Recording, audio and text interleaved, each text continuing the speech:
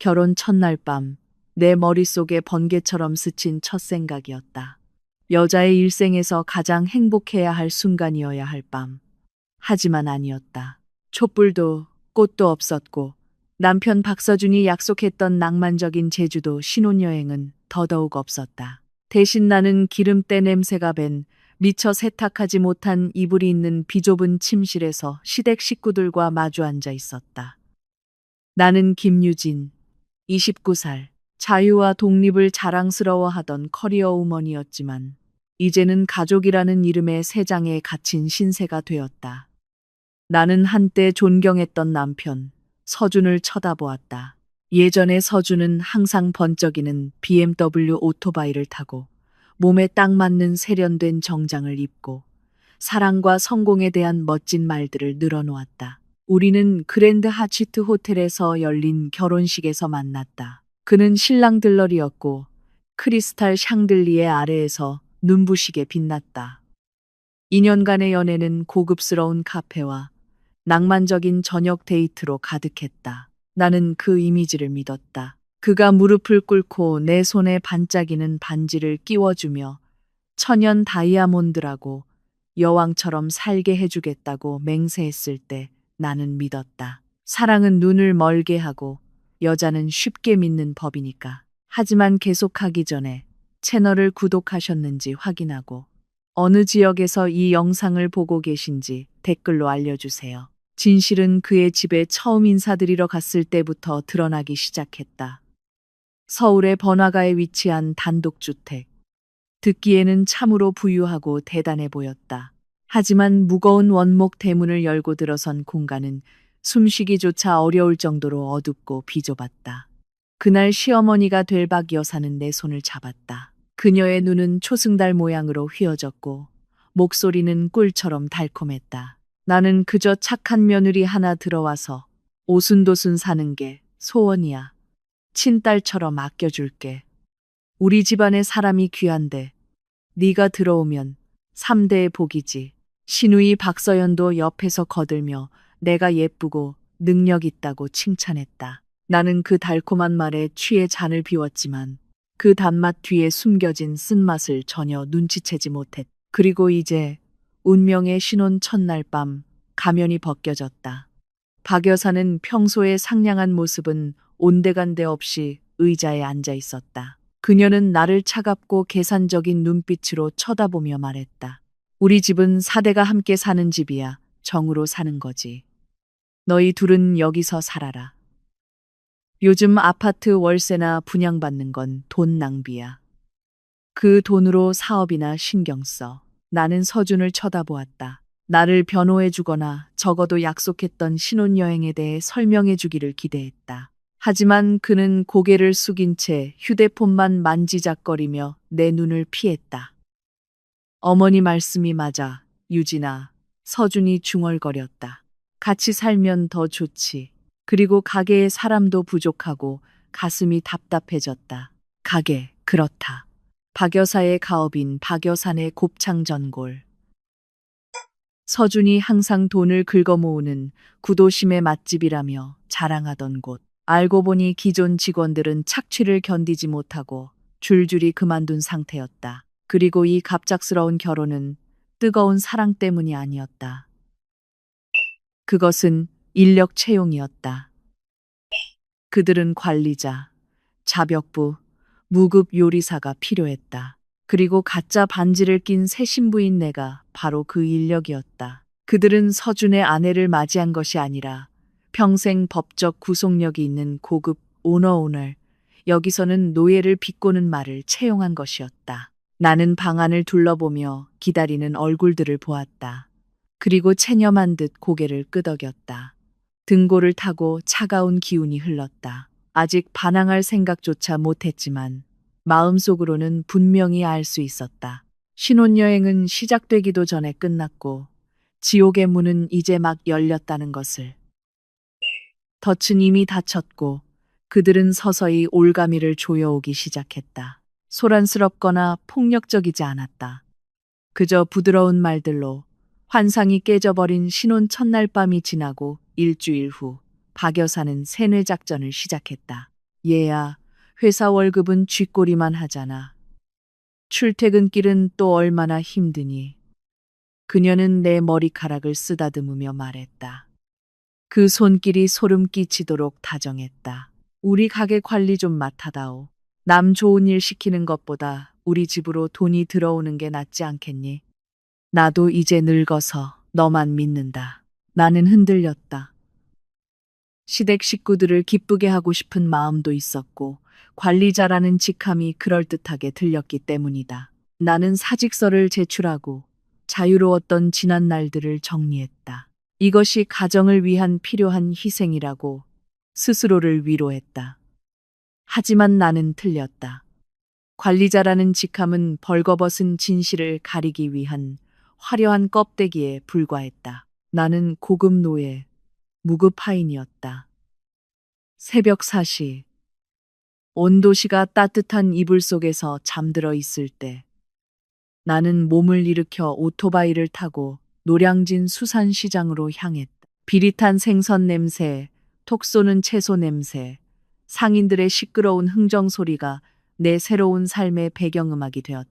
나는 한 푼이라도 아끼기 위해 값을 깎고 감자포대를 어깨에 메고 차가운 고기 덩어리를 맨손으로 날랐다. 그 시간 내 가족들은 무엇을 하고 있었을까?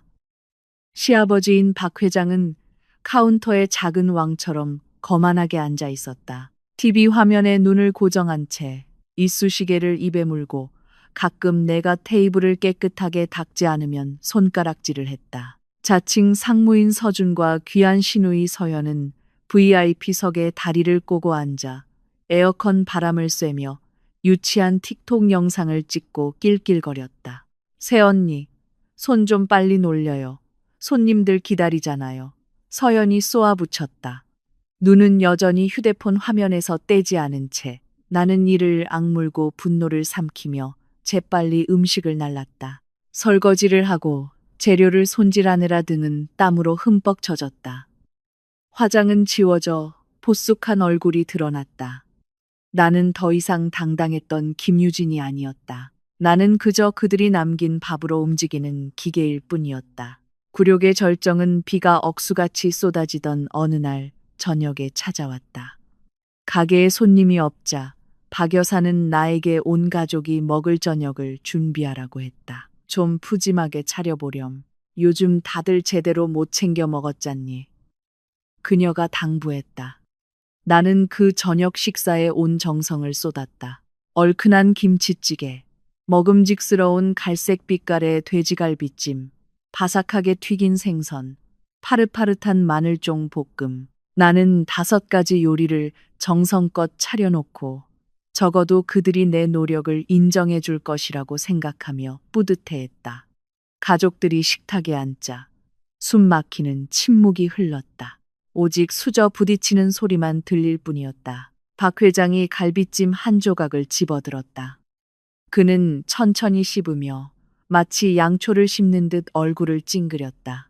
그리고는 씹던 고기를 상위에 뱉어버렸다. 이렇게 짜게 만들면 애비가 어떻게 먹으라는 거냐. 그가 소리쳤다. 쩌렁쩌렁한 목소리가 온 집안에 울렸다. 나 혈압 올라 죽는 꼴 보고 싶어? 나는 망연자실했다. 아버님, 제가 간을 다 봤는데요. 말대꾸하지 마세요. 서연이 입을 삐죽이며 끼어들었다. 그녀는 젓가락으로 생선 튀김을 쿡쿡 찌르며 말했다. 생선은 비리고 고기는 짜고 새언니 요리는 학생 식당 밥보다 못하네요. 그러면서 무슨 식당 관리자를 하겠다고. 나는 마지막 희망을 품고 박 여사를 쳐다보았다. 하지만 그녀는 길게 한숨을 쉴 뿐이었다. 그 한숨이 어찌나 가식적으로 들리는지 마치 세상에서 가장 불쌍한 희생자인 양. 유진아, 그녀가 말했다. 목소리는 부드러웠지만 칼날처럼 차가웠다. 내가 너 요리 못한다고 했잖니. 넌 자존심만 세우고 요리는 예술이야. 여자의 정성이라고. 이렇게 요리해서 어떻게 남편을 잡고 이 가게를 책임지겠니? 그녀는 자리에서 일어나 밥그릇을 밀쳐냈다. 됐다. 내가 내려가서 계란 프라이나 몇 개 부쳐야겠다. 이렇게 먹다간 온 가족 건강 다 버리겠네. 우리 서준이 불쌍해서 어떡해. 하루 종일 일하고 와서 밥 한 끼 제대로 못 먹고 그녀의 말은 스위치를 켠 듯 온 가족이 합세하여 아우성을 쳤다. 역시 어머니밖에 없어요. 서준이 박 여사에게 감격한 목소리로 말하고는 나를 책망하는 눈빛으로 쳐다보았다. 엄마 하는 거 좀 보고 배워. 밥 한 끼 제대로 못 차리면서. 정말 창피해 죽겠네.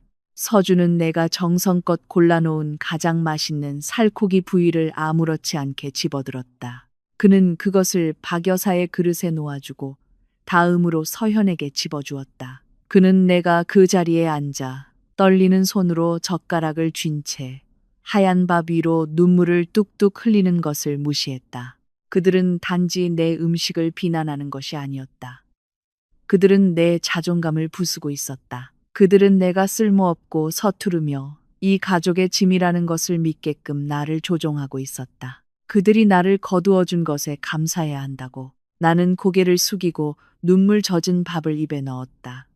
눈물의 짠맛이 밍밍한 밥과 섞여 목구멍에서 역겨운 맛을 만들어냈다. 그 순간 그들의 시끄러운 웃음소리 속에서 박 여사가 계란 프라이 접시를 들고 나왔을 때 나는 내가 완전히 혼자라는 것을 깨달았다. 나에게는 동맹도 남편도 없었다. 나는 그들의 체스판 위에 놓인 졸에 불과했다. 이 썩어빠진 곱창전골 제국을 위해 봉사하도록 결혼 증명서가 발급된 하녀. 그리고 고통스럽게도 나는 아직 일어설 용기가 없었다. 나는 조금만 더 노력하면 그들이 변할 것이라고 어리석게 믿고 있었다. 하지만 그들은 절대 변하지 않을 것이다. 그들은 그저 날이 갈수록 더 탐욕스러워질 뿐이었다. 만약 시댁에서의 내 삶이 한편의 비극적인 코미디라면 그 운명의 토요일 밤은 감독이 컷을 외치고 비극으로 장면을 전환하는 순간이었다. 그날은 서울의 전형적인 무더운 저녁이었다. 공기는 숯불과 타는 기름 냄새로 가득했다. 가게는 술잔을 부딪히는 소리와 그릇이 부딪히는 소리로 시끄러웠고 혼란스러운 소음을 만들어냈다. 박 회장은 계산대 앞에 서 있었고 얼굴은 붉게 달아올랐으며 목에는 핏대가 서 있었다. 그는 전골용 국자를 실수로 떨어뜨린 젊은 서빙 직원에게 소리를 지르고 있었다. 일 이따위로 할래? 이 집 말아먹을 셈이야. 당장 내 눈앞에서 사라져. 그의 고함이 끝나자마자 그의 몸이 갑자기 뻣뻣하게 굳었다. 얼굴은 고통으로 일그러졌고 왼손으로 가슴을 움켜쥐었다. 그는 기름때 묻은 타일 바닥으로 힘없이 쓰러졌다. 가게 전체가 순식간에 조용해졌다. 서준은 그 자리에 얼어붙었고 얼굴은 창백해졌으며 입을 벌렸지만 말이 나오지 않았다. 서연은 날카로운 비명을 지르며 얼굴을 가리고 울기 시작했다. 하지만 아무도 감히 그에게 다가가지 못했다. 팔자 사납다고 무시당하던 며느리인 내가 가장 먼저 달려갔다. 나는 응급처치를 하고 119에 신고했다. 혼란에 빠진 사람들 속에서 유일하게 침착했던 사람은 나였다. 하지만 모든 노력은 허사였다. 서울대학교 병원에서 의사는 고개를 저었다. 박 회장님은 돌아가셨습니다. 그는 권력의 공백과 내가 전혀 알지 못했던 막대한 빚을 남기고 떠났다. 장례식이 끝나고 향냄새가 채 가시기도 전에 새로운 연극이 시작되었다. 이번 주인공은 박 여사였다. 그녀는 슬픔에 잠긴 미망인 역할을 너무나 실감나게 연기해서 영화제에 출품해야 한다고 생각할 정도였다. 그녀는 침대에 누워 35도의 더위에도 털목도리를 두르고 신음했다. 아버지가 가셨으니 이제 나는 어떻게 살아가니? 이 늙은 몸은 병만 가득한데 이제 너희들만 믿고 살아야지. 그녀의 믿는다는 말은 모든 노동의 부담을 내 어깨에 떠넘긴다는 의미였다. 박 회장의 영정사진 앞에서 아직 향불이 피어오르는 거실에서 긴급 가족회의가 소집되었다. 서준은 아버지의 권위를 흉내내려 애쓰며 단호하게 선언했다.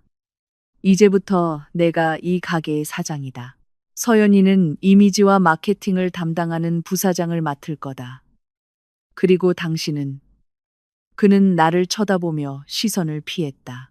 주방과 청소 전체를 책임지게 될 거야. 나는 내 귀를 의심하며 그들을 쳐다보았다.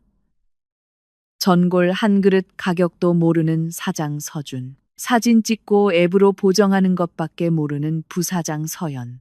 나는 관리자에서 무급자벽부 겸 주방장으로 강등되었다. 그럼 제 월급은요? 나도 모르게 물었다. 박 여사가 벌떡 일어나 털목도리를 벗어 던지며 눈을 부릅떴다. 이 마당의 월급 타령이야. 집안이 상중이고 빚더미에 앉았는데 네가 이 집 맏며느리야. 시댁에서 먹고 자면서 돈 계산을 하겠다고. 너 정말 이기적이구나, 김유진. 그 말은 마치 따귀처럼 내 입을 막았다. 이기적이라는 두 글자가 다시 무기가 되어 돌아왔다. 1년 후, 그 숨 막히는 분위기 속에서 아들 민준이가 태어났다. 아이는 유일한 빛이었고 내가 계속 숨을 쉬는 이유였다. 하지만 아이의 탄생은 이 가족의 잔인함을 끝까지 드러냈다. 가게는 망해가고 있었고 나는 저지 부족했다. 하루 종일 힘들게 일한 탓이었다. 아이에게 좋은 분유를 사주기 위해 돈을 달라고 부탁했다.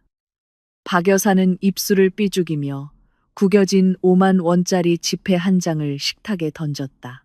요즘 애들은 돈이 너무 많이 들어. 별일이야. 옛날에 나는 서준이 맹물에 설탕 타서 키웠는데도 저렇게 잘 커서 사장님 소리 듣잖아. 너무 오냐오냐 하면 버릇 나빠져. 나는 씁쓸한 마음으로 돈을 집어들었다. 그녀는 본인의 친손자를 가난했던 시절과 비교하면서 정작 자신은 매일 아침 특 설렁탕을 먹어야 기운이 난다고 했다. 손자가 배고파 우는 동안 경영진은 어처구니 없는 결정을 내렸다. 서준과 서연은 아버지의 조의금 전부, 마지막 남은 자본금을 가게 리모델링에 사용하기로 결정했다. 그들은 평범한 전골집을 서연이 인생샷을 찍을 수 있는 화려한 장소로 바꾸고 싶어 했다. 벽을 유치한 핑크색으로 칠하고 쿠팡에서 산 싸구려 중국식 홍등을 걸고 튼튼한 원목 테이블과 의자를 전부 가짜 라탄 의자로 교체했다. 메뉴판도 새로 인쇄했고 가격은 2배로 올렸다. 음식 이름은 불타는 사랑의 한우 곱창. 청춘의 푸른 채소처럼 유치하게 지었다. 하지만 품질은 수리 비용을 메꾸기 위해 서준은 나에게 정체불명의 냉동고기와 시장 끝물에 파는 시들한 채소를 사오라고 지시했다. 손님들은 매운 전골 먹느라 정신없어서 신선한 고기인지 냉동 고기인지 구분 못해. 서준은 낄낄거리며 내 어깨를 툭 쳤다. 양념만 진하게 하면 돼. 사업은 이윤을 극대화하는 법을 알아야지. 나는 새로 걸린 촌스럽게 번쩍이는 LED 간판을 보았다. 그리고 남편과 시누이의 만족스러운 미소를 보았다.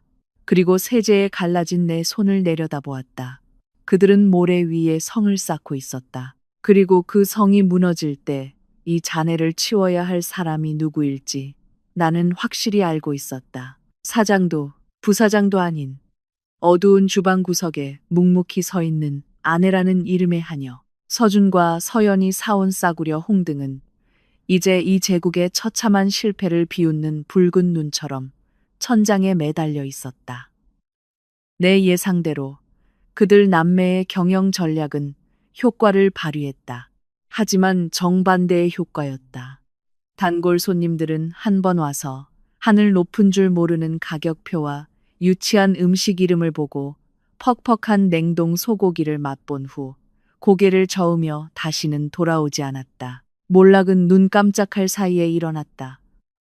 시아버지가 살아계실 때 하루 2천, 3천만 원이던 매출은 이제 300만 원으로 곤두박질 쳤다. 어떤 우울한 화요일에는 아침부터 밤늦게까지 문을 열었지만 전골 한 그릇도 팔지 못했다. 텅 빈 가게에는 천장 선풍기가 삐걱거리며 돌아가는 소리와 서현이 휴대폰 게임에서 졌을 때 내뱉는 욕설만이 울려 퍼졌다. 그릇이 깨끗한 것은 열심히 닦아서가 아니라 먹는 사람이 없어서 더러워질 일이 없었기 때문이다. 또다시 가족회의가 열렸다. 이번에는 분위기가 장례식장보다 더 무거웠다. 서준은 의자에 다리를 올린 채 연신 담배를 피워대 방안을 연기로 가득 채웠다. 이번 달 매출 마이너스야. 서준이 연기를 내뿜으며 퉁명스럽게 한마디 던졌다. 나는 심호흡을 하고 밤새워 작성한 계획안을 내밀 용기를 냈다. 오빠, 우리 페이스북 광고라도 해볼까요? 다른 가게들은 효과가 좋던데요. 그리고 황금 시간대에 20% 할인 행사 같은 걸 해서 손님들을 다시 끌어모아야 해요. 닥쳐. 서준이 내 말을 자르며 책상을 콱 내리쳤다. 내가 사업에 대해 뭘 안다고 가르치려 들어? 여자가 뭘 안다고 나서. 그는 나를 노려보며 담뱃진에 노랗게 물든 손가락으로 내 얼굴을 가리켰다. 내가 말해주지. 가게가 망한 건 너 때문이야. 네가 이 집에 들어온 날부터 재수 없는 일만 계속 생겼어. 내 팔자가 얼마나 센지 이 집안 전체를 망하게 하고 있다고. 도움도 안 되면서 어디서 건방지게 할인 따위를 짓거려. 더 할인하면 흙 파먹고 살라는 거야. 옆에서 손톱을 다듬던 서연이 거들었다. 맞아요, 오빠. 새언니는 맨날 멍하니 있고 얼굴만 봐도 재수 없어요. 엄마, 언제 날 잡아서 용한데 가서 굿이라도 해서 이 애군 좀 쫓아내요. 나는 입을 다물었다. 모든 논리와 이성은 그들의 고집과 미신 앞에서 무의미했다. 사업 실패의 필연적인 결과는 박 여사가 내린 금융 제재였다. 그녀는 돈괴의 열쇠를 꽉 쥐고 동전 한 병까지 통제했다. 오늘부터 하루 생활비는 5,000원이다. 박 여사가 차가운 대리석 식탁 위에 파란 지폐 한 장을 던졌다. 5,000원으로 5식구가 하루를 먹으라고요. 어머니, 나는 놀라서 떨리는 목소리로 물었다. 요즘 시금치 한 단도 1,000원이 넘는데요. 아껴 먹으면 배부르고 아껴 쓰면 따뜻한 법이야. 그녀가 냉정하게 대답했다. 네가 알아서 계산해. 낭비하지 마. 돈이 하늘에서 떨어지는 줄 알아? 물가 비싼 서울에서 5,000원이라니. 나는 그 지폐를 보고 요람에서 자고 있는 민준이를 보았다. 아이는 요즘 들어 부쩍 잠도 잘 못 자고 잘 먹지도 못했다. 나는 내 아이와 나 자신을 그들의 인색함 속에 방치할 수 없었다. 그래서 나는 처녀 시절 모아두었던 얼마 안 되는 비상금을 조금씩 꺼내 쓰기 시작했다. 장롱 깊숙이 숨겨두었던 돈으로 몰래 고기와 생선을 더 샀다. 그들이 의심하지 않도록 정육점 아저씨가 덤으로 줬다거나 아는 사람이 생선을 줬다고 거짓말을 해야 했다. 그들은 내가 내 피땀으로 손해를 메워가며 차린 식사를 맛있게 먹고는 박 여사가 살림을 잘한다고 칭찬했다. 그 부조리함, 그 불공평함이 매일 나를 갉아먹었고 나를 내가 사는 집안의 흐릿한 그림자로 만들었다. 하지만 그들은 몰랐다. 밤이 깊어지고 서준의 코 고는 소리가 천둥처럼 울리고 박 여사가 푼돈을 세고 또 세다 잠이 들었을 때 나의 또 다른 삶이 시작된다는 것을, 그것은 나의 비밀스러운 탈출구였다. 새벽 3시 노트북 화면에서 나오는 푸른빛이 나와 아이가 자는 작고 초라한 방 안의 유일한 빛이었다. 나는 헤드폰을 끼고 키보드 위를 빠르게 움직였다. 더 이상 팔자 사납고 서툰 며느리가 아니었다. 이 화면 속에서 나는 해외 유튜버들이 앞다투어 찾는 영상 편집자 엘리나 킴이었다. 나는 미국 호주 등지의 여행 브이로그, IT 기기 리뷰 영상의 편집, 색보정 특수 효과 작업을 맡았다. 서준이 한때 가진 척한다고 비웃었던 내 영어 실력은 이제 나의 밥벌이 수단이자 이 수렁에서 나를 구해줄 탈출 티켓이었다. 하루 18시간의 노동에 몸은 지쳐 너덜너덜해졌지만 정신은 이상할 정도로 맑았다. 페이팔로부터 입금 완료 이메일을 받을 때마다 가슴이 조금씩 트이는 것 같았다. $2,000, 그리고 $3,000. 원화로 환산하면 한 달에 300에서 400만 원에 달하는 금액이었다. 그것은 숨이 넘어가기 직전인 저 곱창 전골 가게의 한 달 매출을 합친 것보다 3배나 많았다. 박 여사가 나에게 던져주는 푼돈과는 비교도 할 수 없었다. 나는 비밀은행 계좌의 잔액을 확인했다. 실물 카드도 집으로 날아오는 우편물도 없는 온라인으로만 개설한 계좌였다. 그것은 생존을 위한 비밀이었다. 나는 나 자신을 위해 단 한 푼도 쓰지 않았다. 나는 여전히 낡고 해진 옷을 입고 달아빠진 슬리퍼를 끌었다. 나는 그들이 계속해서 나를 무시하고 쓸모없는 식충이라고 생각하게 만들 필요가 있었다. 왜냐하면 그들의 경멸이야말로 지금 나에게 가장 안전한 보호막이었기 때문이다. 그들은 인색함으로 나를 고립시키고 내 숨통을 끊어놓고 있다고 생각했다. 그들은 몰랐다. 그 고립의 어둠 속에서 내가 조용히 탈출할 길을 만들고 있다는 것을. 언젠가 내가 이 문을 나설 때 나는 빈손으로 나가지 않을 것이다. 그리고 권력이라는 환상 속에서 잠들어 있는 그들은 깨어났을 때 자신들에게 아무것도 남아있지 않다는 것을 알게 될 것이다. 오늘 밤도 나는 깨어 있다. 타닥거리는 키보드 소리가 민준이의 고른 숨소리와 어우러진다. 잘 자렴, 아가. 엄마는 싸우고 있단다. 거창한 무언가가 아니라 침묵과 스스로 말하는 숫자들로. 내 비밀은 밤의 장막 뒤에 철저히 가려져 있었지만 결국 발각되고 말았다. 하지만 다행스럽게도, 아니, 더 정확히 말하자면 비극적이게도 그들의 오만함이 나의 보호막이 되어 주었다. 그날은 서연이 새벽 2시에 화장실에 가려고 일어났을 때였다. 비틀거리며 거실을 지나가던 그녀는 눈을 반쯤 감은 채 식탁 구석에 웅크리고 앉아 있는 나를 발견했다. 노트북 화면에 빛이 내 지친 얼굴을 비추고 있었다. 언니, 이 시간에 뭐 하는 거예요? 서연이 잠긴 목소리로 물었다. 여전히 힐난하는 투였다. 누구랑 몰래 채팅이라도 해요? 나는 깜짝 놀라 황급히 노트북을 덮었다. 심장이 쿵쾅거렸다. 아니, 서연아. 그냥 민준이 기저귀 값이라도 벌려고 문서 타이핑 아르바이트 좀 하고 있었어. 다음 날 아침 그 일은 즉시 최고 권력자인 박 여사에게 보고되었다. 나는 불호령이 떨어지거나 최악의 경우 컴퓨터 사용 금지령을 받을 각오를 했다. 하지만 박 여사의 반응은 내 예상을 벗어났다. 그녀는 아침 식사 후 이쑤시개로 이를 쑤시며 나를 곁눈질로 쳐다보았다. 무슨 대단한 일이라도 하는 줄 알았네. 겨우 타자나 쳐서 푼돈 버는 거였어. 궁공 그렇게 해서 얼마나 번다고 우리 집 전기세만 축내겠지. 그녀는 특유의 비웃음을 흘렸다. 그래. 하고 싶은 거 해라. 가게 일에 지장만 주지 마. 거기서 인생 역전할 꿈 꾸지 말고 싱크대에 쌓인 설거지나 해. 그들의 눈에 나는 실패한 전업주부, 싸구려 육체노동이나 할 만한 여자일 뿐이었다. 그들은 그 푼돈이 매달 수천 달러라는 사실을 믿을 수도 믿고 싶지도 않았을 것이다. 그들의 경멸은 아팠지만 안전했다. 하지만 며칠 뒤에 일어난 사건이야말로 이 가족에게 남아있던 내 마지막 정마저 끊어버린 결정적인 계기가 되었다. 그날은 시부모님의 결혼기념일이었다. 시아버지는 돌아가셨지만 박 여사는 기분이 좋지 않다며 집에서 쉬고 싶다고 했다. 그녀는 나에게 텅 빈 가게를 지키고 저녁을 준비하라고 시켰다. 간단하게 해. 엄마 피곤해서 입맛도 없다. 그녀는 슬픈 표정으로 당부했다.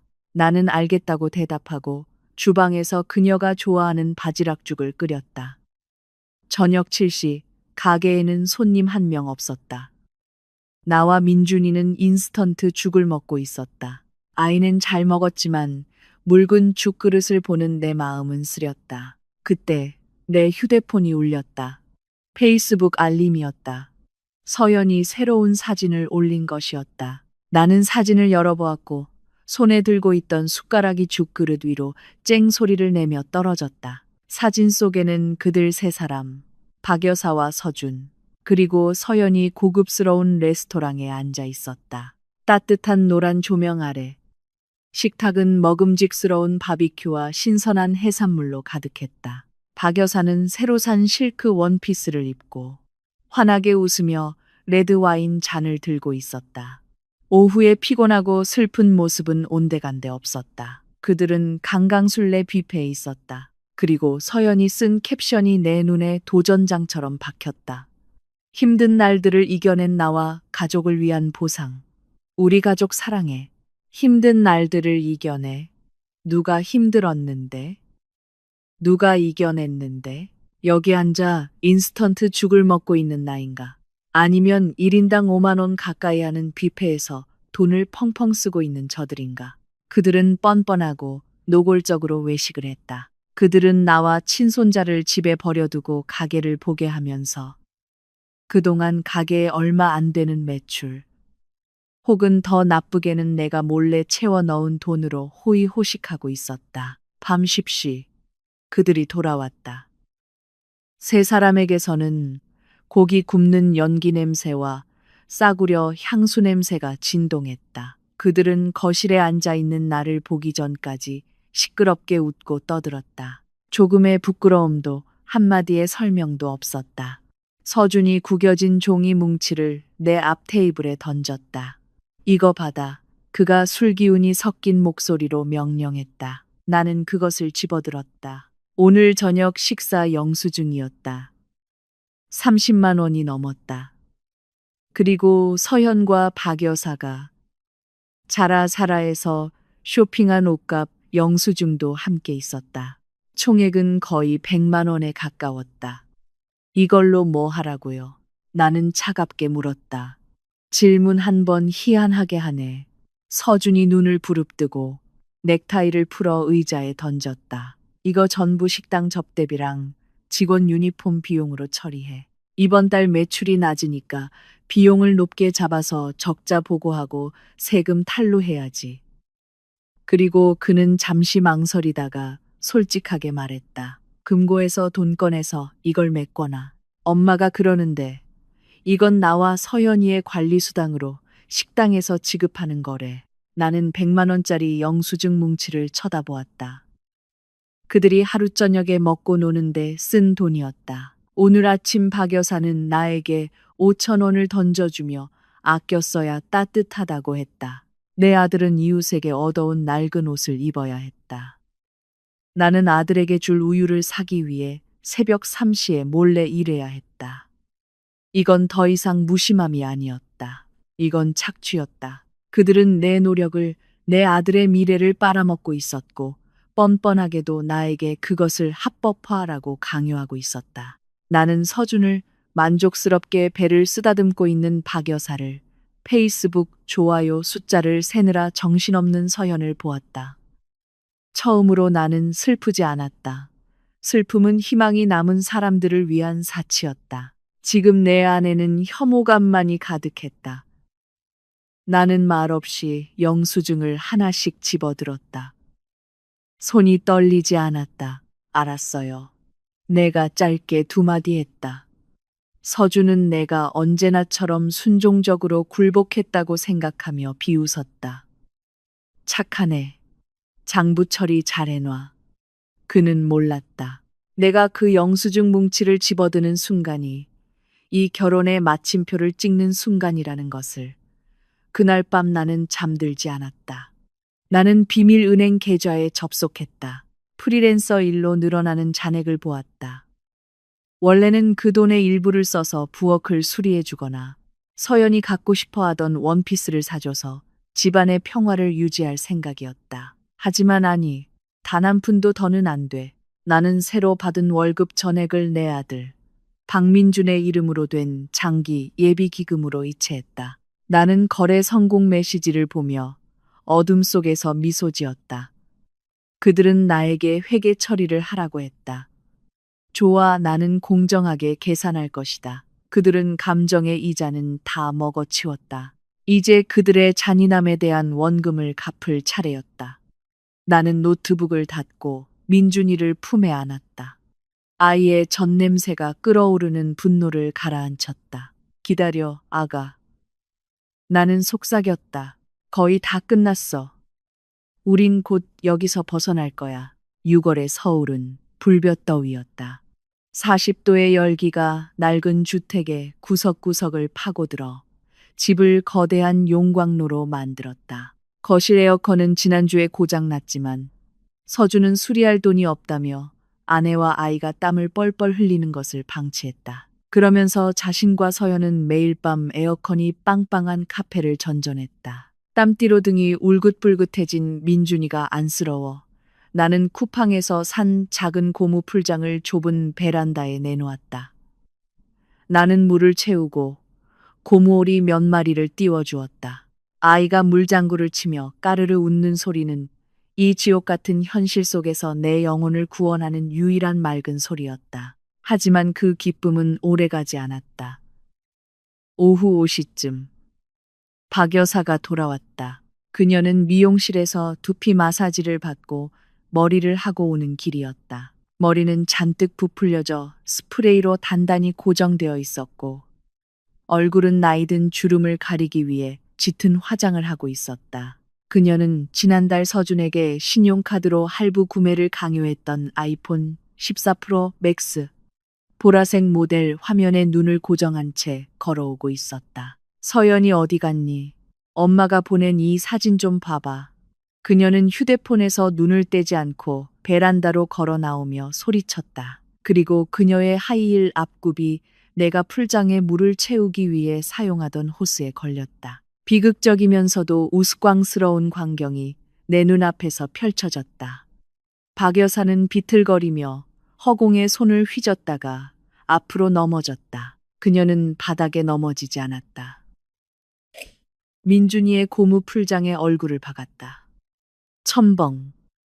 물이 사방으로 튀었고 고무오리가 비참한 소리를 냈다. 박 여사는 떼패 나온 물고기처럼 허우적거렸다. 수백만 원짜리 머리는 흠뻑 젖어 축 늘어졌고 화장은 지워져 거무칙칙한 피부가 드러났다. 그리고 가장 중요한 것은 최신형 아이폰이 풀장 바닥으로 가라앉았다는 것이다.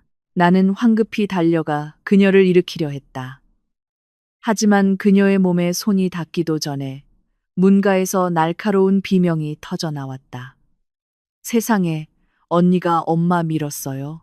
서연이 태풍처럼 달려왔다. 그녀는 내 손을 거칠게 뿌리치고는 울고불고하며 엄마를 부축했다. 정신을 차린 박 여사는 즉시 딸의 각본에 동참했다. 그녀는 젖은 바닥에 주저앉아 허벅지를 치며 울부짖었다. 아이고, 세상에, 며느리가 날 해치려 한다. 이 늙은이를 해치려고 덫을 놨어. 나를 쫓아내고 이 집을 차지하려는 속셈이야. 동네 사람들, 나는 흠뻑 젖은 채 눈앞에서 펼쳐지는 저급한 연극을 쳐다보았다. 어머니가 길을 안 보고 오시다가 호스에 걸리신 거예요. 닥쳐, 검은 그림자가 덮쳐왔다. 서준이 달려와 내 손을 거칠게 뿌리쳤다. 억울함에 눈앞이 캄캄해지고 심장이 쥐어짜는 듯했다. 서준이 돌아왔다. 그는 한마디도 묻지 않고 옳고 그름을 따지지도 않았다. 그는 흠뻑 젖은 엄마를 보고 그 앞에 서 있는 나를 보고 모든 분노를 내게 쏟아부었다. 그가 나를 너무 세게 밀치는 바람에 나는 비틀거리며 넘어질 뻔했다. 민준이가 놀라 울음을 터뜨렸다. 나는 고개를 돌려 서준을 보았다. 그의 눈에는 엄마에 대한 걱정은 없었다. 오직 자존심에 상처 입은 남자의 분노만이 있었다. 네가 간이 배 밖으로 나왔구나. 서준이 이를 갈며 말했다. 감히 우리 집에서 우리 엄마한테 이래? 그날 저녁 또다시 긴급 가족회의가 소집되었다. 박 여사는 소파에 누워 담요를 칭칭 감고 떨리는 손으로 생강차를 마시며 가끔 억울하다는 듯 흐느꼈다. 화면이 나간 휴대폰은 테이블 위에 덩그러니 놓여 있었다. 나는 더 이상 쟤랑 같이 못 살아. 박 여사가 힘없는 목소리로 말했다. 오늘은 수영장이지. 내일은 또 뭐겠어. 무서워서 살 수가 없어. 이 집에 쟤가 있든 내가 있든 둘 중 하나만 있어야 해. 서연이 옆에 앉아 엄마의 다리를 주무르며 나를 째려보았다. 오빠, 알아서 해. 나는 저 언니랑 같이 살기 싫어. 서준은 내 맞은편에 앉아 차가운 표정을 짓고 있었다. 그는 나를 마치 수명이 다한 물건, 처분해야 할 짐처럼 쳐다보았다. 나는 울다가 지쳐 잠든 민준이를 꼭 껴안은 채 조용히 앉아 있었다. 억울함의 얼굴은 여전히 화끈거렸지만 이상하게도 눈물은 나지 않았다. 내 눈물은 이미 오래전에 말라버렸다. 나는 그저 우스울 뿐이었다. 그들은 너무나도 완벽하게 피해자 연기를 하고 있었다. 그리고 서준이 판결을 내렸다. 내가 알기로 그들은 이미 오래전부터 상의해온 판결이었다. 수영장 사고는 그것을 합법화하기 위한 완벽한 구실일 뿐이었다. 알았어. 서준이 단호하게 말했다. 어머니의 안전과 너무나 경직된 집안 분위기를 위해서 온 가족이 합의했어. 그는 잠시 멈추어 심각한 분위기를 연출했다. 나랑 엄마, 그리고 서연이는 당분간 밖으로 나가서 지낼 거야. 엄마가 안정을 되찾고 마음을 추스를 수 있도록. 너랑 아이는. 그는 나를 휙 쳐다보았다. 아무런 감정 없는 눈빛이었다. 너랑 아이는 여기 남아서 알아서 살아남아. 엄마 화가 풀리면 그때 다시 생각해 볼게. 나는 내 앞에 있는 새 얼굴을 보았다. 박 여사는 담요 뒤에서 몰래 만족스러운 미소를 지었다. 서연은 도전적인 눈빛으로 나를 쳐다보았다. 서준은 마치 무거운 짐을 내려놓은 듯 안도의 한숨을 내쉬었다. 그들은 나를 벌주고 있다고 생각했다. 낡은 집에 가게의 빚더미와 고독 속에 나와 아이를 버려두는 것이 가장 잔인한 형벌이라고 생각했다. 그들은 내가 무릎 꿇고 제발 가지 말라고, 우리 모자를 버리지 말라고 애원하기를 바랐다. 하지만 그들은 틀렸다. 서준이 우리는 나갈 거야 라고 말하는 순간 나는 두려움을 느끼지 않았다. 나는 안도감을 느꼈다. 마치 수년 동안 내 가슴을 짓누르던 천근만근의 바위가 갑자기 사라진 것 같았다. 그들은 나를 쫓아내는 것이 아니었다. 그들은 내게 자유를 돌려주고 있었다.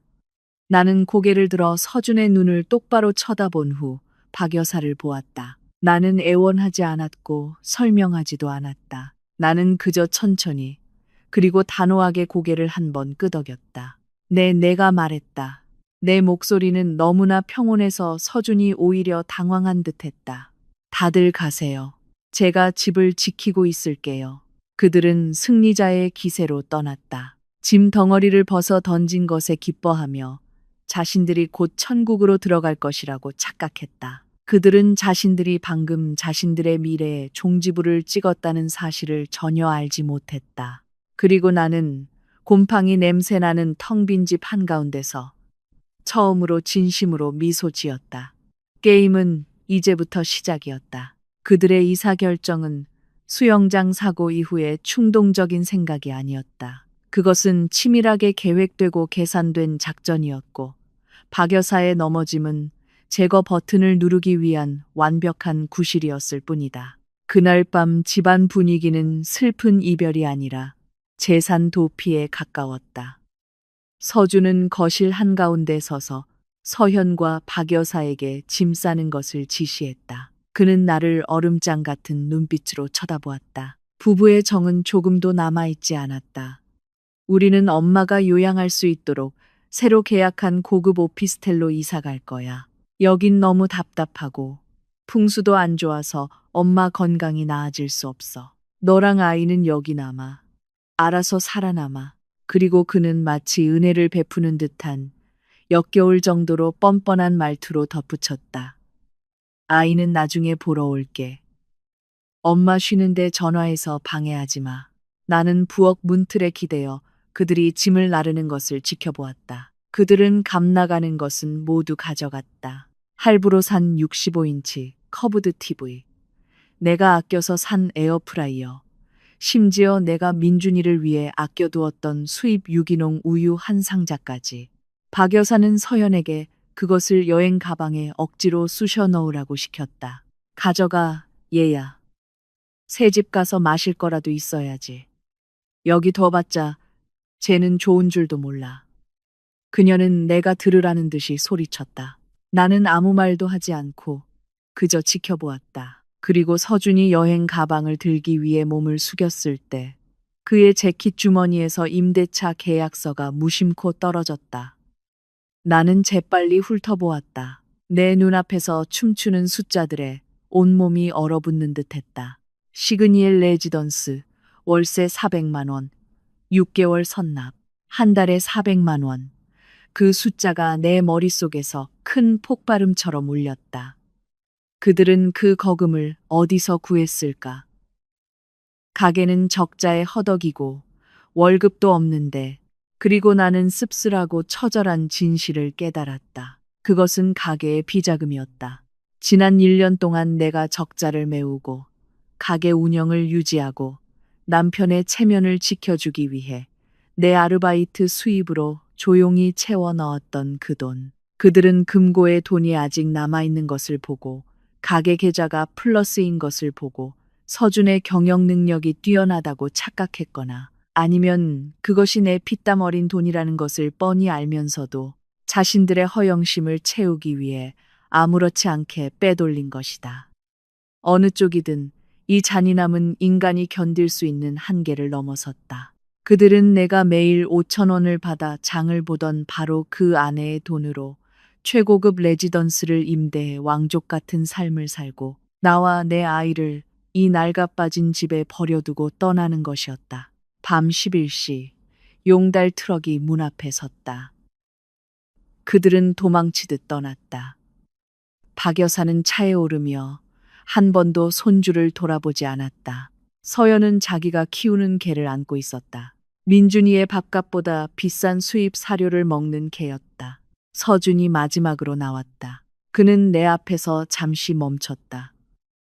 나는 약간의 후회나 적어도 망설임이라도 기대했다.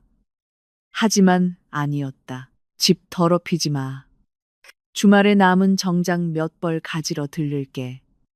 그는 그렇게 말하고 등을 돌려 차에 올라타 문을 쾅 닫았다. 엔진 소리가 멀어지다 이내 사라졌다. 집은 완벽한 침묵에 빠졌다. 그들은 쓰레기와 빈 상자로 어질러진 거실과 텅 비고 싸늘한 부엌을 남기고 떠났다. 그들은 나와 민준이를 말 그대로 빈손으로 남겨두었다. 그들은 무엇을 기대했을까? 내가 차를 따라가며 울부짖기를, 전화를 걸어 애원하기를, 이 혼돈 속에서 남편이라는 기둥 없이는 살 수 없다며 무너지기를. 나는 다가가 현관문을 굳게 잠갔다. 철컥하는 빗장 소리가 들렸다. 지난 3년 동안 들었던 소리 중 가장 아름다운 소리였다. 나는 그들이 낡아서 가져가지 않은 유일한 가구인 소파에 앉았다. 그리고 깊고 긴 숨을 내쉬었다. 더 이상 억압받는 느낌 없이 가슴을 가득 채웠다. 나는 울지 않았다. 오히려 이상할 정도로 가벼운 안도감이 온몸에 퍼졌다. 집안 공기가 갑자기 맑고 숨쉬기 편해졌다. 더 이상 박 여사의 잔소리도, 서연의 감시하는 눈초리도, 서준의 지독한 담배 냄새도 없었다. 그들은 나를 버렸다고 생각했지만 사실은 나를 해방시켜준 것이었다. 나는 일어나 서준이 항상 나를 들어오지 못하게 했던 그의 옛 서재로 들어갔다. 이제 문은 활짝 열려 있고 서류들이 어지럽게 널려 있었다. 그들은 너무 급하게 떠났고 너무 안일했다. 나는 수집을 시작했다. 쓰레기를 치우는 것이 아니라 증거를 수집했다. 나는 노래방에서 접대한 영수증들을 찾아냈다. 서준이 느리다고 버리고 간 낡은 태블릿 PC에서 미처 삭제하지 않은 카카오톡 메시지들을 찾아냈다. 란이라는 이름의 옛 여직원과 나눈 달콤한 메시지들이었다. 집에 있는 와이프는 하녀 같아. 보기만 해도 지겨워. 너만이 나를 이해해줘. 나는 모든 것을 사진으로 찍었다. 내 노트북을 열어 모든 은행 거래 내역을 조회했다. 나는 엑셀표를 만들어 내가 가게 계좌로 이체한 모든 금액을 빨간색으로 표시하고 그들이 개인적인 용도로 핸드백을 사고 스파에 가고 뷔페를 먹고 그리고 가장 최근에는 시그니엘 레지던스 보증금으로 이 400만 원을 인출한 내역과 대조했다. 모든 것이 대낮처럼 명백했다. 이것은 이혼이 아니었다. 이것은 정의를 되찾기 위한 소송이었다. 그날 밤 나는 텅 빈 넓은 침대에서 민준이를 안고 잤다. 처음으로 나는 더 이상 희생자가 아니라고 느꼈다. 나는 덫을 놓고 있는 사냥꾼이었다. 다음 날 아침 나는 변호사에게 전화를 걸었다. 지난달부터 몰래 연락해온 대학 동기였다. 여보세요, 민호야. 나 유진이야. 텅 빈 방 안에서 내 목소리가 차분하고 날카롭게 울렸다. 나한테 이혼 소장 양식 좀 보내줘. 그리고 재산 분할 소송 준비해. 증거는 충분히 모았어. 그들이 이사 갔어? 민호가 물었다. 응, 갔어. 나는 고무 풀장이 아직 놓여있는 베란다로 비치는 아침 햇살을 보며 미소 지었다. 그들은 모래 위에 성을 쌓으러 갔고 나는 이제 그 모래를 파낼 거야. 그들은 한강이 보이는 아파트에서 승리의 환상에 취해 있었다. 그들은 자신들의 산소 호흡기 밸브에 열쇠를 쥔 사람이 바로 자신들이 방금 버리고 온 여자라는 사실을 알지 못했다. 2주가 기이할 정도로 조용히 흘러갔다. 나와 아이가 어떻게 사는지 묻는 전화 한 통, 문자 한 통 없었다. 그들의 침묵은 확신과도 같았다. 나는 그들의 인생에서 완전히 지워진 존재였다. 하지만 운명은 언제나 직구는 유머 감각을 가지고 있었다. 토요일 정오 초인종이 울렸다. 땀을 뻘뻘 흘리는 택배 기사가 서 있었다. 그의 손에는 테이프로 칭칭 감긴 커다란 흰색 스티로폼 상자가 들려 있었다. 위에는 고급 수입 식료품점 로고가 인쇄되어 있었다. 박 여사님 댁 맞으시죠? 여기 곱창전골 가게 아니었나요? 나는 수취인 박 여사 그리고 예전 주소를 보았다. 그녀는 앱에서 배송지 주소를 변경하는 것을 잊어버린 것이다. 얼마예요, 기사님? 아, 이건 선결제된 상품입니다. 거의 10만 원 정도예요. 나는 눈썹을 치켜 올렸다. 식료품 한 상자에 10만 원이라니. 나는 서명하고 스티로폼 상자를 집 안으로 들였다. 테이프를 뜯어내자 드라이아이스의 찬 기운이 얼굴에 와 닿았다. 안에는 마블링이 환상적인 최고급 한우와 아직 살아 꿈틀거리는 붉은 랍스터 2마리, 그리고 수입 와인 몇 병이 들어 있었다. 10만 원. 그 돈은 나와 아이의 2달치 식비와 맞먹었다. 그들은 가난하다고 징징거리며 친손자가 값싼 국산 분유를 먹도록 내버려 두면서 자신들은 호화로운 파티를 준비하고 있었다. 나는 스티로폼 상자 뚜껑을 닫았다. 택배 기사를 다시 불러 반송하는 대신 내가 직접 가져다 주기로 결심했다. 나는 내 피땀으로 지어진 그들의 천국을 직접 눈으로 확인해야 했다. 나는 결전의 순간을 앞두고 그들의 뻔뻔함이 어느 경지에 이르렀는지 확인해야 했다. 나는 민준이를 옆집에 맡기고 식료품 상자를 낡은 오토바이에 싣고 롯데월드타워 시그니엘 레지던스로 향했다. 빛나는 대리석 로비가 있는 초고층 건물 앞에 서자 낡은 옷차림의 내가 초라하게 느껴졌다. 하지만 내 눈빛에는 더 이상 위축됨이 없었다. 나는 30층 펜트하우스의 초인종을 눌렀다. 두꺼운 참나무 문이 열리고 진한 샤넬 향수 냄새가 코를 찔렀다. 상자 안의 랍스터 냄새를 압도할 정도였다. 서현이었다. 그녀는 셀카봉에 달린 휴대폰을 들고 입을 빠르게 놀리고 있었다. 안녕하세요, 여러분. 서현이의 새 집에 오신 걸 환영합니다. 한강이 한눈에 보이는 100만 불짜리 뷰예요. 나를 보자 그녀의 얼굴에서 상업적인 미소가 싹 사라졌다. 그녀는 휴대폰을 내리고 마치 걸어다니는 쓰레기 더미를 보는 듯 얼굴을 찡그렸다. 언니가 여긴 어떻게 왔어요? 누가 올려보내줬어요? 어머니가 음식을 주문했는데 주소를 안 바꾸셨네. 내가 가져왔어. 나는 평온한 목소리로 말했다. 나는 반짝이는 원목 바닥에 스티로폼 상자를 내려놓았다. 안에서는 박 여사가 아이보리색 이탈리아 가죽 소파에 앉아 레드와인 잔을 들고 귀족적인 자태를 뽐내고 있었다. 나를 보고도 그녀는 일어날 생각도 하지 않고 힐끗 쳐다본 후 거울 앞에서 넥타이를 고쳐매고 있는 서준에게로 시선을 돌렸다. 그 그름 거머리처럼 끈질기네. 어떻게 될 줄 알았더니 결국 여기까지 기어들어와서 구걸하는구나. 박 여사가 입술을 삐죽이며 와인 한 모금을 마셨다. 나는 안으로 들어가 주위를 둘러보았다. 숨이 막힐 지경이었다. 아파트는 텅 비어 있었고 통유리창 너머로 시원한 바람이 부는 한강 전경이 펼쳐졌다. 금빛 가구, 반짝이는 크리스탈 샹들리에 이 모든 호화로움은 내가 지난 1년 동안 어리석게도 돈을 쏟아부었던 그 비자금으로 지불된 것이었다. 박 여사가 일어섰다. 하이힐 굽이 나무 바닥 위에서 또각거리는 소리를 냈다. 그녀는 내 주위를 한 바퀴 돌며 머리부터 발끝까지 경멸적인 시선으로 훑어보았다.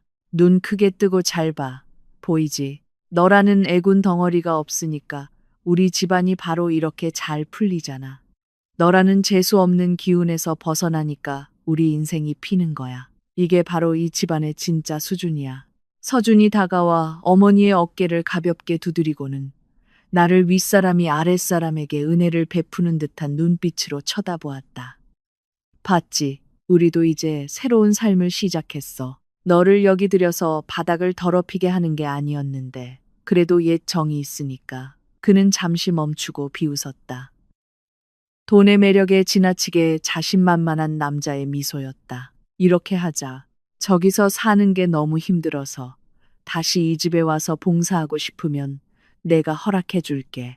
나는 눈도 깜빡이지 않고 그를 쳐다보았다. 허락한다고요? 그래. 서준이 진지한 표정으로 고개를 끄덕였다.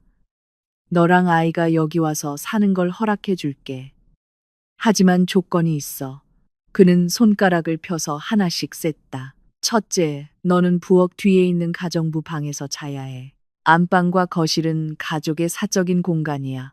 함부로 돌아다니면 안 돼. 둘째, 너는 세 사람의 모든 집안일, 요리, 청소, 빨래를 다 해야 해. 집이 이렇게 넓은데 외부인 고용하면 돈이 많이 들어. 네가 익숙하니까 그냥 네가 해. 그리고 셋째, 그는 잠시 멈추고 내 눈을 똑바로 쳐다보며 단호하게 말했다. 여기 생활비가 워낙 비싸니까 네가 월세 낸다고 생각하고 매달 150만 원씩 내야 해. 그 돈은 네가 사려 깊은 아내, 며느리가 되는 법을 배우는 수업료라고 생각해. 몇 초간 침묵이 흘렀다. 옆에 서 있던 서연은 킥킥 웃으며 내 반응을 몰래 촬영하려는 듯 휴대폰을 들었다.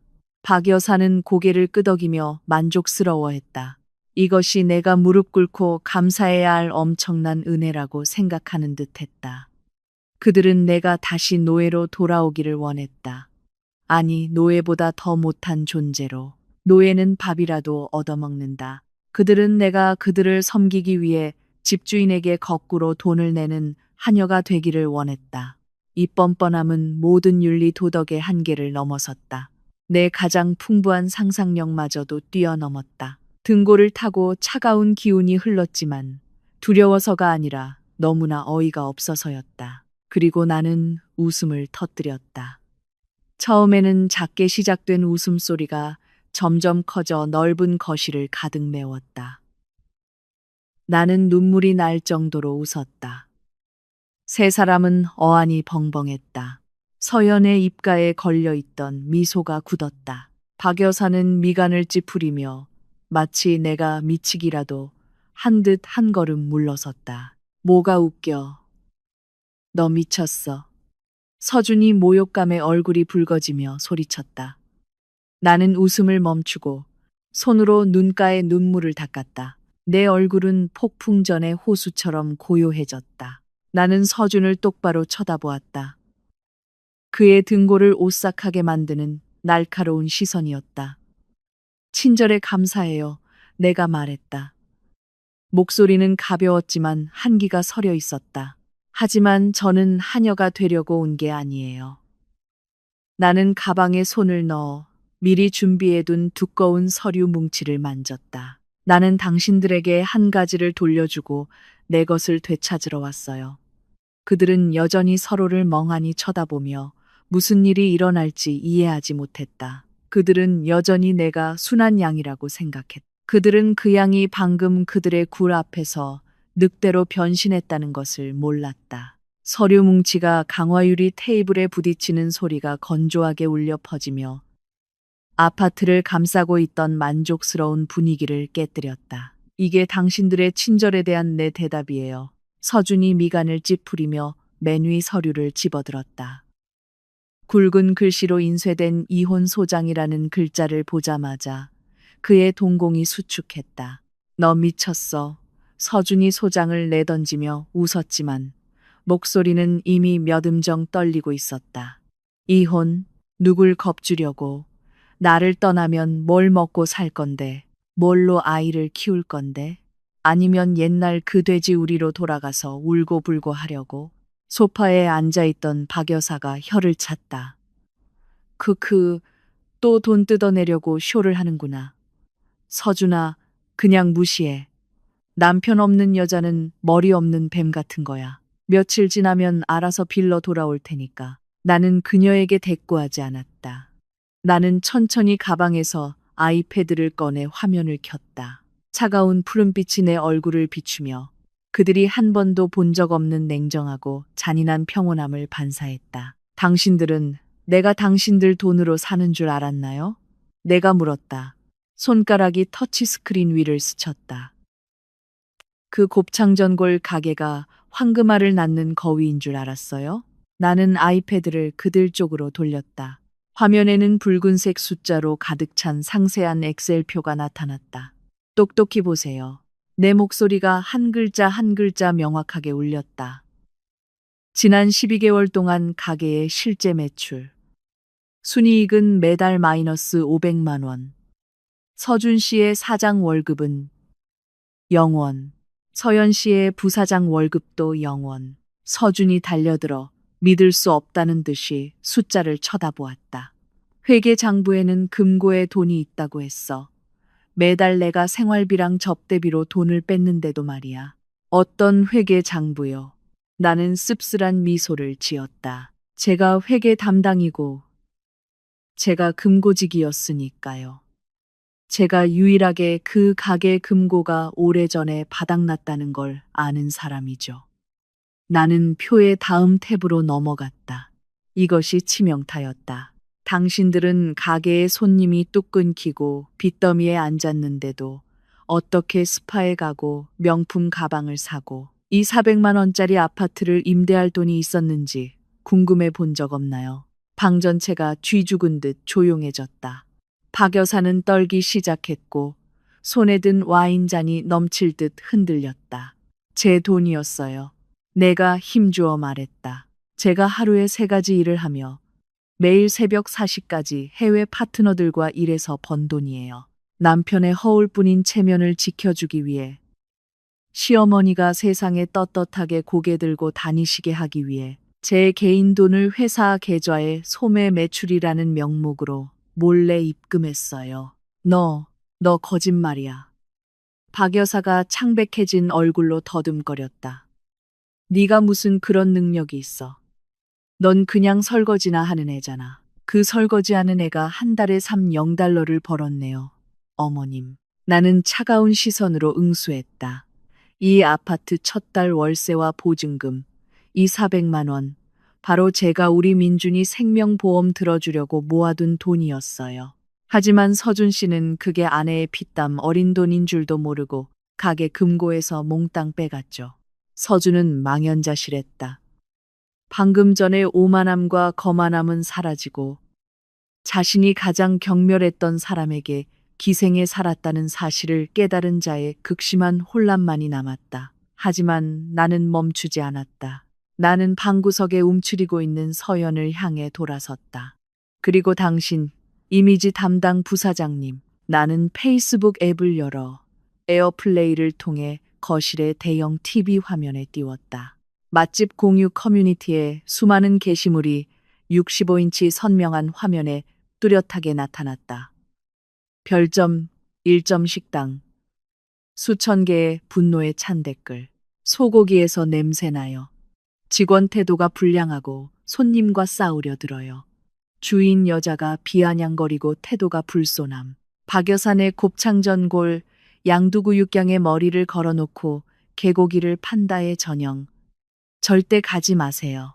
서연이 비명을 지르며 TV를 끄려고 달려들었지만 이미 늦었다. 그녀가 팔짱을 끼고 손님과 싸우는 모습이 몰래 촬영된 영상이 반복 재생되었다. 이건 언니가 사람 사서 나를 모함하는 거야. 서연이 절망에 차 소리쳤다. 향기로운 꽃은 저절로 알려지는 법. 인성이 그 모양인데 누가 참아주겠어요. 나는 냉정하게 대답했다. 당신은 당신의 고집과 오만함으로 그 가게를 스스로 망친 거예요. 나는 개인 휴대폰을 꺼냈다. 이것이 마지막 행동이었다. 나는 은행 앱을 열어 화면을 그들에게 보여주었다. 가게 월세와 공과금을 내기 위해 설정해둔 자동이체 내역. 보이시죠? 내 엄지손가락이 해지 버튼 위에서 멈칫했다. 안 돼, 유진아. 그러지 마. 서준이 소리치며 나에게 달려들었다. 그거 해지하면 우리 끝이야. 다음 달 월세는 뭘로 내라고. 나는 나를 배신하고 나와 아이를 버리고 심지어 하녀가 되기 위해 돈을 내라고 했던 남편을 보았다. 나는 1초도 망설이지 않았다. 나는 버튼을 눌렀다. 자동 이체가 해지되었습니다. 띵 하는 알림음이 가볍게 울렸지만 마지막 판결의 무게를 담고 있었다. 끝났어요. 나는 휴대폰을 가방에 넣으며 말했다. 이 순간부터 자금줄은 끊겼습니다. 이제 당신들의 그 잘난 수준과 체면으로 400만 원 월세와 100만 원 공과금을 직접 내보시죠. 나는 등을 돌려 걸어 나갔다. 뒤에는 무너져 내리는 세 사람이 남아 있었다. 박 여사는 와인 잔을 떨어뜨렸고 붉은 와인이 비싼 카펫 위로 번졌다. 서준은 바닥에 주저앉아 머리를 쥐어뜯었다. 서연은 사탕을 빼앗긴 아이처럼 울고 있었다. 유진아, 가지마. 너 내 아내잖아. 서준이 비참하게 소리쳤다. 나는 문 앞에서 멈췄지만 돌아보지 않았다. 나는 당신의 아내였어요. 나는 등 뒤로 말했다. 하지만 당신이 나를 채권자로 만들었죠. 그리고 오늘 나는 내 인생을 되찾으러 온 거예요. 두꺼운 참나무 문이 내 등 뒤로 닫히며 두 세계를 갈라놓았다. 안쪽은 공황 상태, 환상에 빠져 살던 자들의 지옥이었다. 바깥은 시원한 바람이 부는 복도였다. 나는 깊은 숨을 들이쉬었다. 공기가 이렇게 상쾌하게 느껴진 적은 없었다. 게임은 끝났고 승리는 완전히 나의 것이었다. 그날 손가락 하나로 자동이체를 해지한 것은 마치 마지막 버팀목을 빼버린 것과 같았다. 그들이 애써 지으려던 허상의 성은 나조차 놀랄 정도로 빠르게 무너져 내렸다. 결과는 즉각적이고 잔혹하며 무자비했다. 내가 그 아파트를 떠난 지 정확히 일주일 후 집주인이 들이닥쳤다. 다음 달 월세를 낼 돈이 없었고 인생샷을 찍기 위해 벽에 함부로 못질을 해 계약을 위반한 탓에 얼마 남지 않은 보증금마저 모두 몰수당했다. 그들은 한밤중에 시그니엘 레지던스라는 천국에서 쫓겨났다. 경비원과 주민들의 호기심 어린 시선 속에서 치욕스럽고 처참하게. 하지만 그것이 나락의 끝은 아니었다. 동시에 박여산의 곱창전골에도 재앙이 닥쳤다. 서연의 무능하고 태만한 관리가 결국 화를 불렀다. 손님들의 잇따른 신고로 구청위생과와 시장 상인회가 합동으로 불시 점검을 나왔다. 그들은 출처불명의 냄새나는 냉동 고기 창고와 바퀴벌레와 쥐로 들끓는 비위생적인 주방을 발견했다. 즉시 위반 사실 확인서가 작성되었고 과태료는 수천만 원에 달했다. 영업 허가는 취소되었다. 가게의 철문은 영원히 굳게 닫혔고 눈에 띄는 붉은색 테이프로 봉인되었다. 그들 가족의 제국은 공식적으로 사라졌다. 3개월 후 사당역 사거리에서 신호 대기를 하다가 우연히 옆을 보았다. 연기를 뿜어내는 낡고 녹슨 오토바이 한 대. 그 위에 앉은 남자는 색이 바랜 배달 대행업체 유니폼을 입고 있었고 햇볕에 검게 그을린 얼굴과 푹 꺼진 눈은 피로에 지쳐 있었다. 서준이었다. 한때 화려하고 세련되었던 사장님은 이제 10년은 더 늙어 보였다. 그는 뒤에 탄 젊은 여대생에게 길을 잘못 들었다고 잔소리를 듣고 있었다. 서준은 그저 고개를 숙인 채 네 할 뿐이었다. 그 비굴하고 초라한 모습이 애처로울 정도였다. 그가 무심코 고개를 돌렸고 자동차 유리창 너머로 나와 눈이 마주쳤다. 찰나의 순간 나는 그의 눈에서 경악과 이내 극심한 수치심을 보았다. 서준은 황급히 헬멧 창을 내리고 도망치듯 엑셀을 당겨 쏜살같이 사라졌다. 나는 뒤쫓지 않았다. 그저 조용히 엑셀을 밟아 스쳐 지나갔다. 우리는 이제 문자 그대로, 그리고 비유적으로도 서로 다른 차선에 있었다. 그리고 이미지 담당 부사장이었던 거만한 서연은 수입원이 끊기자 온라인에서 짝퉁 화장품을 파는 길로 들어섰다. 그녀는 상표도 없는 크림통을 들여와 집안 대대로 내려오는 미백 비법이라며 라이브 방송으로 광고했다. 하지만 제 버릇게 못 준다고 고객들의 계약금을 속여 먹다가 인터넷 커뮤니티에서 대대적으로 폭로당했다. 빚쟁이들이 집까지 찾아오자 서연은 강원도 산골에 있는 외갓집으로 도망쳤다. 지금은 빚을 갚기 위해 오리를 치고 있다는 소문이 들렸다. 그녀가 그토록 꿈꾸던 화려한 도시와는 완전히 연락을 끊은 채. 하지만 가장 충격적이고 가장 합당한 결말은 박 여사에게 찾아왔다. 나는 동대문 시장 근처 허름한 식당에서 순댓국을 먹다가 그녀를 다시 보았다. 하수구 근처의 어둡고 축축한 구석. 한 늙은 여인이 낮은 플라스틱 의자에 쪼그려 앉아 기름때로 뿌연 물이 담긴 대야에 맨손을 담그고 있었다. 박 여사, 며느리의 요리를 비난하고 매일 아침 특설렁탕을 먹어야 한다던 그 여자가 이제 하루 몇만 원을 벌기 위해 남들이 먹다 남긴 더러운 그릇을 닦고 있었다. 할머니, 손 좀 빨리 놀려요. 손님들 그릇 기다리잖아요. 그렇게 느릿느릿해서 내가 월급 주겠어? 식당 주인이 날카로운 목소리로 소리쳤다. 박 여사는 움츠러들며 중얼거렸다. 네, 사장님, 금방 할게요. 예전에 그 기세등등하던 시어머니의 기백은 온데간데 없었다. 오만함과 거만함은 세상사에 의해 산산조각 나 있었다. 나는 멀리서 그녀를 바라보았다. 조금의 동정심도 들지 않았다. 그것이 대가였다. 악의 씨앗을 뿌린 자는 달콤한 열매를 거둘 수 없는 법이다. 옛 이웃에게 전해들은 바로는 그들 세모자는 지금 서울 외곽의 허름한 반지하 단칸 방을 얻어 살고 있다고 했다. 벽에는 푸른 곰팡이가 피어 있고 양철 지붕은 찜통처럼 뜨거운 곳. 매일 시끄러운 싸움 소리가 들려온다고 했다. 박 여사는 서준이 무능하다고 탓하고 서준은 서연이 빌어먹는다고 탓하고 서연은 엄마가 자신을 망쳤다고 탓했다. 그들은 자신들이 만든 어두운 수렁 속에서 절망하고 출구 없이 서로를 핥히고 있었다.